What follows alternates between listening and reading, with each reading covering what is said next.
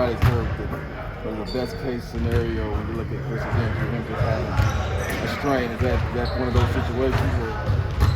Yeah, I think so. I mean, gratefully he didn't tear it or something like that where he's done for the season.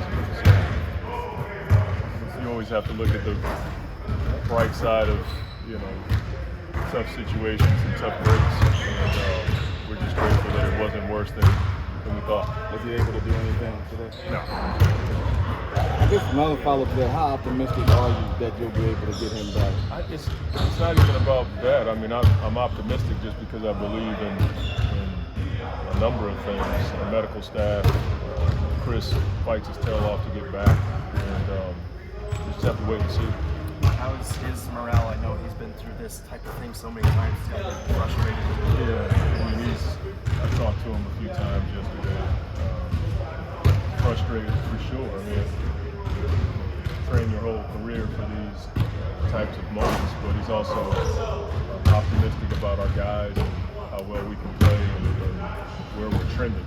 That was the tough part about the injury. When before he got hurt, you could see the offense was starting to figure out a few things, and then he comes up injury that he can't control. So that was a bit of a downer. But we've always had a mentality of bouncing back and regrouping and doing whatever we can to be productive on the floor, and he was a part of that today. To that point, I asked Bill about the team's confidence level coming back from the game plan.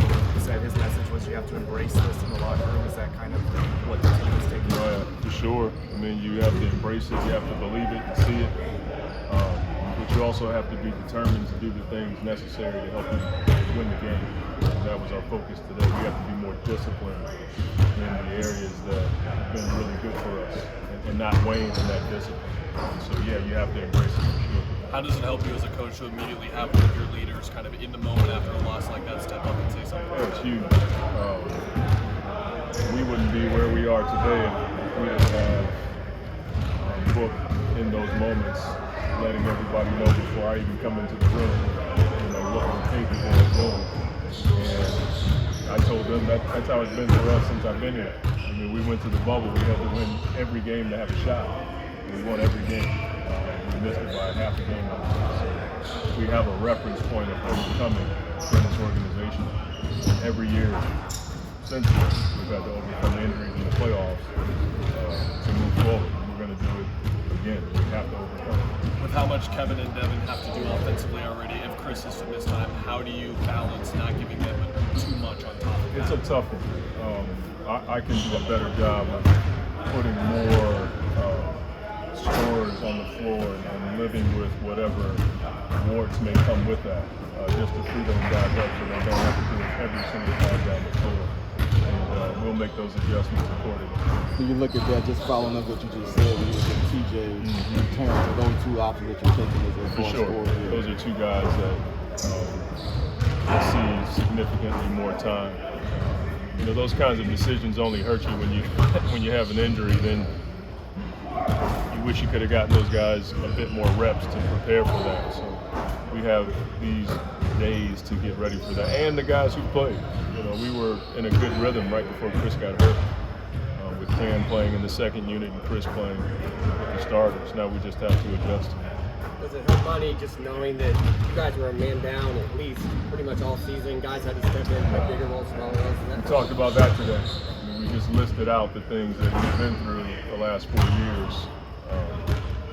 Again, from the bubble to injury, the second year, last year, all year this year. That's something that we can look back on and say we know what we're capable of even in these situations. Against a really good team, we're still capable. How beneficial is it to have these extra couple of days in between to not only prepare, but I know these guys after a loss are always itching to get back out there. I mean, you wish you could play today, but I do think this time is valuable to heal a bit, recover, but also get some guys acclimated to new roles and positions that they could be. Speaking of that, what's the conversation been like in the campaign? Is he has to step up as well, just like Same as always. I mean, we want Cam to be Cam. He's obviously playing with a different group, and he understands that. It's not something I have to sit him down like he's 12 years old and tell him, he has a reference point. If you look back at our second year against the Clippers and the Lakers, we played a much bigger role because Chris was out there. So we can rely on that and the growth that he's made over the last 2 years. Coach, when you just look at just planning for Game 3, I know you guys put so much into matchups and things of that nature. But when you're looking at it like, okay, Chris could be in or out, but we have to prepare for either case. I think that's just part of coaching. You know, we plan for those kinds of things even before guys get hurt.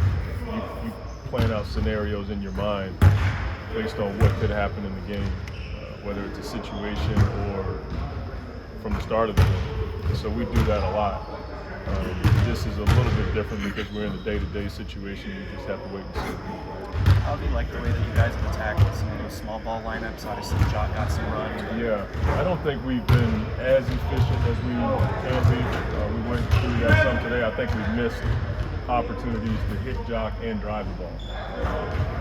Our .5 hasn't been as high level in that group for whatever reason. So that's something that we talked about today. Jock's done a good job of getting the screen and sealing and getting fouls, but I think we can do more as far as driving the ball or hitting really quick so we can score. Last two. Heavy minutes for Devin and Kevin this series in the playoffs. How do you go about managing that? Just leading up to Friday, were they in there working today? They're off their feet. They were working today.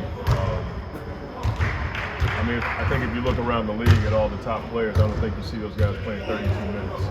So I would imagine anytime you have guys playing those kinds of minutes, the off days are off days for them. I'm sure they spend a lot of time in ice, in the bed, getting treatment. And then we just try to manage all those days that they have away from the game as best that we can. But those guys like to work. And they tell me all the time, like, look, I've trained for this.